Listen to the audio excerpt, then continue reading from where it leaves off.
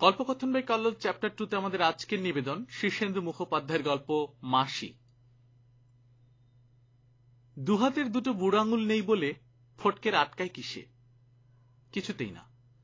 কেবল মাঝে মাঝে মাসি দুঃখ করে বলে, আহা, আমার ফটকের যদি দুটো বুড়ো আঙুল থাকতো। মাসি হচ্ছে কোড়ের আড়ি, ফটকেই তার ধ্যান জ্ঞান। বর্ধমানে ফটকের অপদার্থ বাপ এক ভুসিওয়ালার আড়তে দাড়িপাল্লা সামলায়।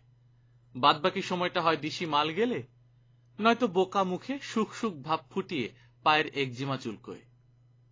ছেলেপুলেগুলো রাস্তায় ধুলো কাদা মেখে ভূত সেজে বাউন্ডুলিপনা করে বেড়ায়। ওই ভূতের দল থেকে মাসি বেছে গুছে ফটিককেই তুলে এনেছিল একদিন।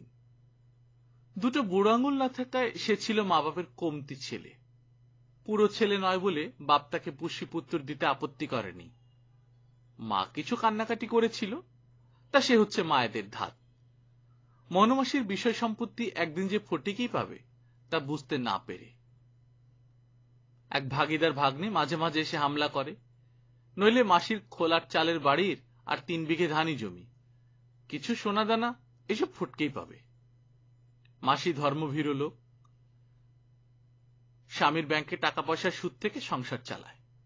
ইচ্ছে করলে মাসি টাকাটা বাইরে চড়া সুদে খাটাতে পারত, খাটায় না। সন্ধ্যাবেলা ভাগবত পড়ে বারান্দায় বসে। সেই ভাগবত শুনতে মাঝে মাঝে 2-4 জন বুড়ি বিধবা এসে বসে। তাদের কাছেই দুঃখ করে মাসি, আহা, আমার ফটকের যদি দুটো বুড়ো আঙুল থাকতো। বুড়িরা সায় দিয়ে বলে, আঙুল থাকলে ও ছেলেরা দেখতে হতো না, বুড়ো আঙুল ছাড়াই ওর আটকায় কিসে? ঠিক কথা, ফটিকের আটকায় না। মাসি তাকে বসে থাকতে দেয় না। সাইকেল চালানো শিখতে পাঠায়, তবলা বাজানো শিখতে পাঠায়, গাড়ি চালানো শিখতে পাঠায়। তার ধারণা ফটিককে দিয়ে সব হবে। দিব্যি সাইকেল চালায় ফটিক।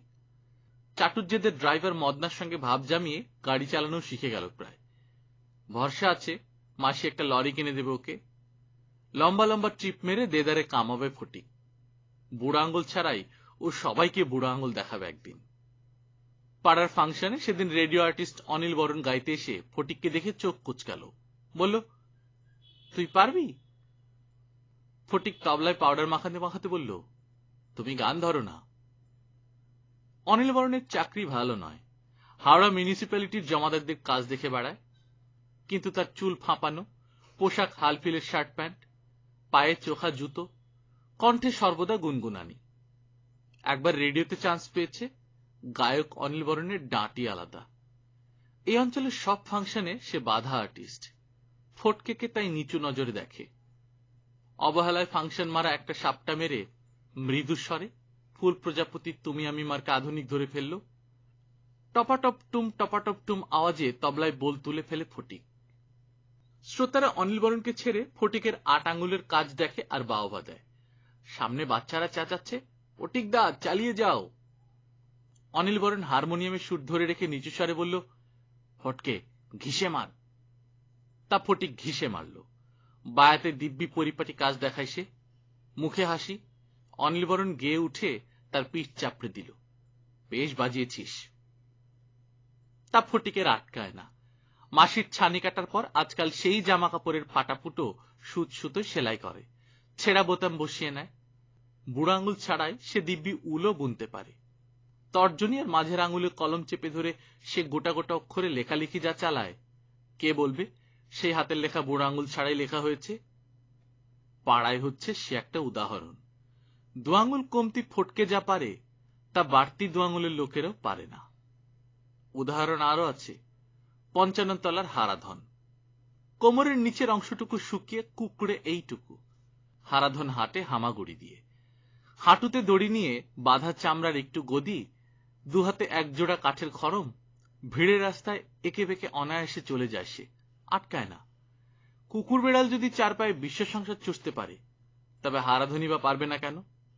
হারাধন বাজার করে, দোকানে সওদা করে, দোতলার সিঁড়িও দরকার মতো ভাঙতে পারে। বেঁচে থাকা মানেই হচ্ছে কম্পিটিশন। নানান ধান্দায় ঘুরে টুরে অবশেষে হারাধন গত 12 বছর যাবৎ তার বাড়িতে এক কালী মন্দির দিয়েছে। ভারী জাগ্রত কালী। হাফ প্যান্ট পরা হারাধন গায়ে একটা পাটের চাদর জড়িয়ে পুজো করতে বসে।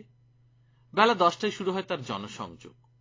একটা এক্সারসাইজ বুক খুলে পেন্সিল হাতে বসে থাকে, খাতায় কয়েকটা খোপ কাটা। সেই সব খোপে বিচিত্র অঙ্ক লেখা আছে।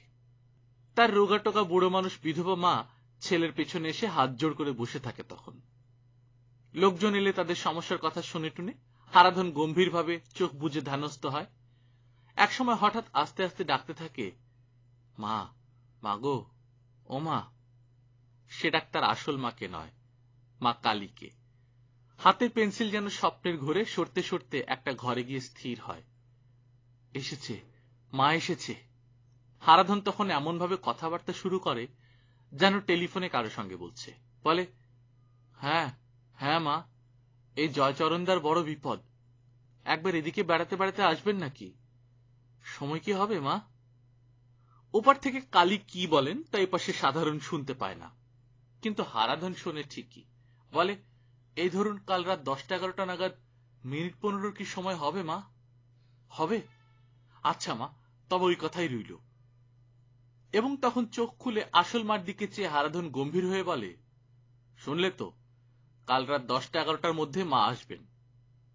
তার মা তখন ভারী আতঙ্কিত হয়ে বলে, তাহলে তো পুজোর জোগাড় করতে হয়। হারাধন অবজ্ঞা ভরে জয়চরণের দিকে চেয়ে বলে, তাহলে খরচাপাতি ইত্যাদি? 8 আঙুলের ফটকের সঙ্গে হারাধনের ভারী ভাব। যাতায়াতের পথে ফটকে হারাধনের জাগ্রত কালীর স্থানে একবার মাথা ঠুকে যায়। সময় তাকে বসেও পড়ে। হারাধন তার দুটো কমতি আঙুলের হাত দুখানার দিকে চেয়ে বলে, জন্মের দোষ বুঝলি? ফটকে মাথা নাড়ে। আর তোমারটা? ও হচ্ছে ক্ষণের দোষ। টাইফয়েড না হলে। একটা শ্বাস ফেলে বলে, সবই মায়ের ইচ্ছে। তিনি পা ভেঙে আটকে রেখেছেন তার কাছে, নইলে হয়তো পিছলে যেত। তবু কারো কিছু আটকে থাকে না। হারাধনেরও দিন চলে, ফটিকেরও। হারাধন মাঝে মাঝে ডেকে বলে, মন্তর নিবি নাকি ও ফটিক? ফটিক রাজি, কিন্তু মাসি রাজি নয়। অল্প বয়স থেকে ব্রহ্মচর্য করে করে মাসি ভারী জেদি আর তেজি হয়ে গেছে। বলে, 55 তালার হারু দেবে মন্তর? ও মা গো, ঠাকুর দেবতার নামে কিছু বলতে নেই। হারাধনের কালিমায়ের পায়ে গড়, কিন্তু ও কি মন্তর দেবে খ্যাপা? নেলা হাবলা কুচুটে। খবরদার, ও কথা মনে উঠাই দিবি নে, সব নিংড়ে নেবে। ফটিকটাই রাজি হয় না। হারাধন দুঃখ করে বলে, শেষ তো লরি চালাবি ছোট লোকদের মতো। আমারই হয়েছে বিপদ। আমার সব মন্ত্রতন্ত্র, তত্ত্বের সব গুহ্য কথা, মন্ত্রগুপ্তি, এগুলো কাকে দিয়ে যাই? তোমার তো অনেক শিষ্য। কথাটা মিথ্যে। বস্তির কিছু হা ঘরে কয়েকটা রেলকুলি আর 2-4 জন ছাতুওয়ালাকে ধরে মন্তর দিয়েছে বটে হারাধন, কিন্তু সংখ্যায় তারা বড়জোর 25-30 হবে কুড়িয়ে বাড়িয়ে। তবু হারাধন কথাটা শুনে খুশি হয়। বলে, তা অনেক শিষ্য বটে, কিন্তু মানুষ কটা? এই তো সেদিন লালুবাবু মন্তর নিতে এলো। পয়সাওয়ালা লোক, বড় বাজারে পাইকারি রুমালের কারবার, কিন্তু তাহলে কি হয়? পলকা গেলাসে কড়া মদ ঢাললে যেমন ফেটে যায় চড়াক করে, এও হচ্ছে তাই। আধার দেখে বুঝলুম চলবে না। মন্তর কানে ঢুকতে না ঢুকতেই দড়াম করে অজ্ঞান হয়ে পড়ে যাবে, আর উঠবে না। একটা কমজোরি মন্ত্র জপ করতে দিলুম, আসল মন্ত্র নেয়ার লোক কই রে? তোকে দেখেই বুঝেছি এই হচ্ছে আসল আধার, আমার সব সাধন টাধন ধরে রাখতে পারবে। ফটিককে ভালোবাসে সবাই, মদনাও। চাটুর্যেদের গাড়িটায় মদনাই তাকে সুযোগ বুঝে তুলে নেয়, এটা ওটা শেখায়। বলে, 8 আঙ্গুলে তোর যা এলেম বুঝলি, আমার ইচ্ছে একটা গাড়ি সারাইয়ের কারখানা করি, কাঁচা পয়সা। তোর মাসি যদি কিছু ছাড়তো, কদমতলায় রাস্তার মোড়ে একটা ভালো স্পট দেখে রেখেছি, দুজনে মিলে কারখানা চালাতাম, চাকরি করে আর কয় পয়সা। সে ফাঁদে পা দেয় না ফটিক, পিছলে বেরিয়ে যায়, কিন্তু আশ্বাস দিয়ে রাখে। ফাঁকতালে মোটরের ইঞ্জিনটা মদনার কাছ থেকে ভালো মতো চিনে নিতে থাকে। ফটিকের আসল জায়গা হচ্ছে তার মাসি। সারাদিন শুদ্ধাচার আর সুচিবাই। ঘরে গুরুর ছবি আছে, দিনের বেশিরভাগ সময় সেখানেই বসে থাকে। ভাগবত, রামায়ণ, মহাভারত এসব হচ্ছে মাসির সারাদিনের সঙ্গী। তবু ফটিক হচ্ছে মাসির বুকের পাঁজর। সারাদিন ফটিকের কথা ভেবে ভেবে সারা। ফটিক তাই নিশ্চিন্ত আছে, কিন্তু নিশ্চিন্ত থাকতে দেয় না মাসির ভাগ্নের শ্রীপতি। কালো মতো খয়া চেহারা, বয়স 40-40 হবে, একসময় ঠিকাদারি করত, এখন কি করে কে জানে। অভাবী লোক, বড্ড বদমেজাজি। বউয়ের সঙ্গে ঝগড়া করে একবার আত্মহত্যা করতে বাড়ি থেকে বেরিয়ে পড়ে। হাঁটতে হাঁটতে সেই রামরাজাতলা পর্যন্ত যায়। তারপর একটা নির্জন জায়গা দেখে রেল লাইনে গলা দিয়ে শুয়ে থাকে। কিন্তু কপাল খারাপ, আগে থেকে শুয়ে থাকার ফলে একটু ঘুম ভাব এসে গিয়েছিল। হঠাৎ ট্রেনের হুইসেলের শব্দে আটকে উঠে আ আ করতে করতে কেমন হয়ে গেল। লাইন থেকে আর মাথায় তুলতে পারে না। 20 গজ দূরে গাড়িতে থামিয়ে বদরাগী ড্রাইভারটা তেলকালি মাখা ভূতের মতো নেমে এসে ঘেঁটি ধরে যখন তুলল তাকে, তখন সে বিড়বিড় করে বলছে, হ্যাঁ মরে গেছি, হ্যাঁ হ্যাঁ নিশ্চয়ই মরে গেছি। ড্রাইভার সাহেব মুগুরের মতো হাতে 2-4টে থাপ্পড় বসাতেই শ্রীপতি সজ্ঞানে আসে। তারপর সে কি দৌড়। শ্রীপতির আর মরা হয়নি। জ্যান্ত শ্রীপতি তাই এসে মাঝে মাঝে ফটিককে শাসায়। কবে কাটছো বলো দেখি ফটিক চাঁদ, আমাকে জানো তো, শালকের 1 নম্বর মস্তান হচ্ছে এই শ্রীপতি সমাদ্দার।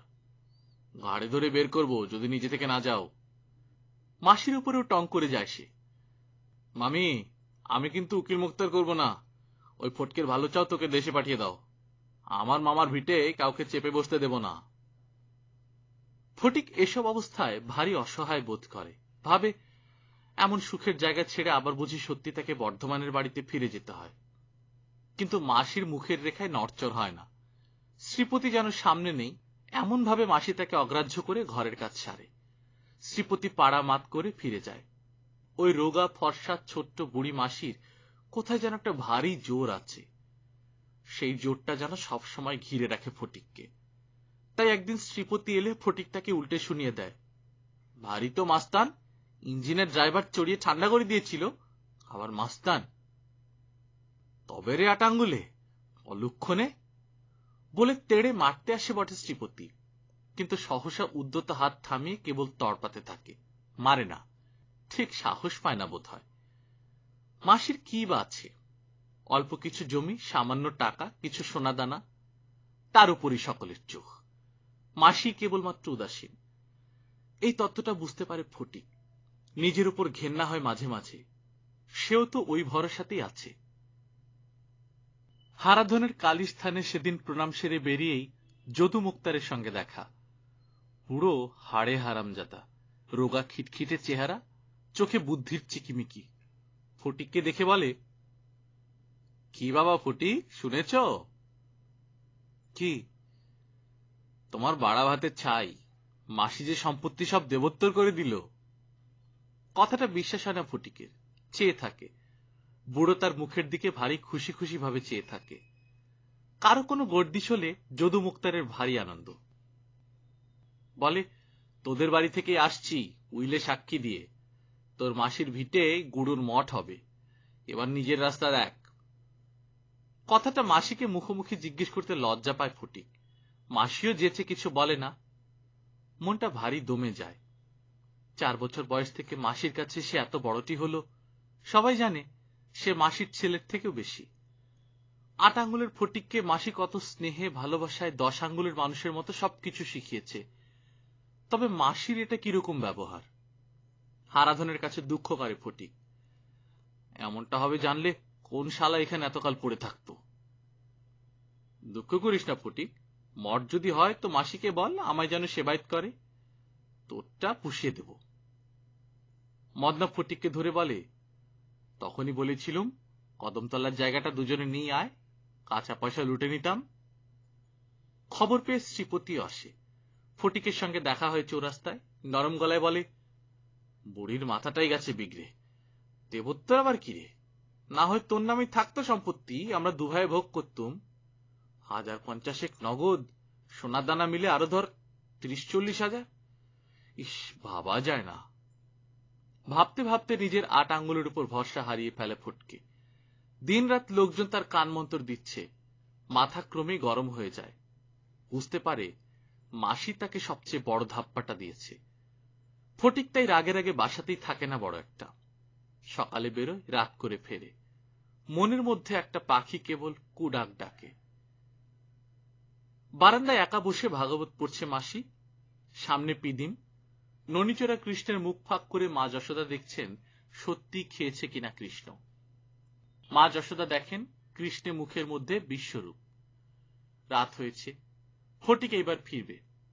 মাসি টের পায়, চরাচর নিঝুম। ভাগবত পাঠের শব্দ যতদূর যায় ততদূর বড় পবিত্র। কত পোকামাকড় কাছে আসে, কত সাপখোপ।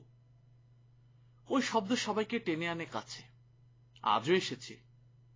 চোখ না তুলেও টের পায় মাসি। সিঁড়ির মুখে উঠে এসেছে দুটি দীর্ঘ দেহ। নিষ্পন্দ পড়ে আছে, শুনছে। কারো ক্ষতি করে না, কিন্তু গায়ে পা পড়লে। ফটিক এই সময় ফেরে। পিদিমের আলোয় যদি দেখতে না পায় সাপ দুটোকে। আজ কৃষ্ণপক্ষ, বাইরেটা বেজায় অন্ধকার। মাসি শোনে, আগল ঠেলে ফটিক ঢুকলো উঠানে। সোজা সিঁড়ির দিকে হেঁটে আসছে। অধ্যায় শেষ না হলে পাঠ শেষ করা চলবে না। মাসি ঝুঁকে থাকে বইখানার উপর। ঠাকুর, চোখ থেকে এক ফোঁটা জল পড়ে। ফটিক আসছে। ঠিকাদারদের লরি একটু আগে মাটি ফেলছিল সাঁইদের মজা পুকুরে। তারই একটা হেডলাইট জ্বালল। সমস্ত বাড়ি উঠোন ধাঁধিয়ে একটা আলো এসে পড়ে। ফটিক থেমে যায়। মাসি ঝুঁকে পড়ে বইয়ের উপর। ঠাকুর! ফটিক চিৎকার করে উঠে, মাসি পালাও! মাসি একখানা হাত তুলে করতলখানা তাকে দেখালো। উঠল না, নড়ল না, শুধু হাতখানা তুলে ফটিককে অভয় দিল। অনেক ভেবে ভেবে ফটিকের আজকাল মনে হয়, না, মাসি তাকে বঞ্চিত করেনি। কি যেন একটা দিয়েছে, যার হিসেব নিকেশ করতে ফটিকের এই জন্মটা চলে যাবে বোধহয়। গল্পকথন বাই কল্লোল চ্যাপ্টার 2 আপনারা শুনছিলেন শীর্ষেন্দু মুখোপাধ্যায়ের ছোট গল্প মাসি। আমরা নিয়মিত গল্প পাঠ করে শোনাচ্ছি। আপনারা যারা প্রথমবার মতো শুনছেন, কাইন্ডলি সাবস্ক্রাইব করে নেবেন। গল্প পাঠ ভালো লাগলে বন্ধুদের সাথে শেয়ার করবেন। নিজে ভালো থাকবেন, আশেপাশের লোকজনকে ভালো রাখবেন। টাটা।